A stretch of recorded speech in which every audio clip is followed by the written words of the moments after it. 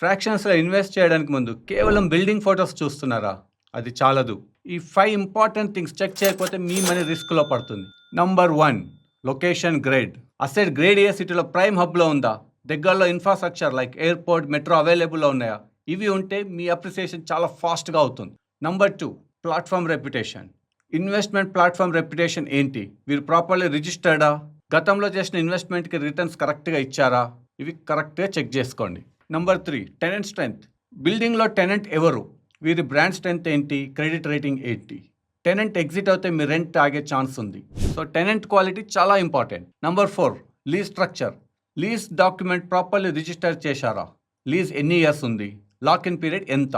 And yearly rental hike ఎంత? ఈ details మీకు వచ్చే రెంటల్ ఇల్ని డిసైడ్ చేస్తాయి.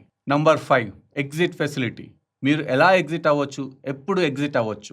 సెకండరీ మార్కెట్ ఫెసిలిటీ ఉందా? మీరు ఎగ్జిట్ అయినప్పుడు మీకు రిటర్న్స్ ఎలా ఇస్తారు? ఇవి కరెక్ట్గా చెక్ చేసుకోండి. ఫ్రాక్షనల్ ఓనర్షిప్ అంటే కేవలం రెంట్ ఇచ్చేదే కాదు, అదొక సేఫ్ అసెట్ అయి ఉండాలి. ఈ 5 పారామీటర్స్ సాటిస్ఫై అయితేనే ఇన్వెస్ట్ చేయండి. ఇందులో ఇంకా ఏమైనా క్వశ్చన్స్ ఉన్నా, డౌట్స్ ఉన్నా నాకు కామెంట్ చేయండి.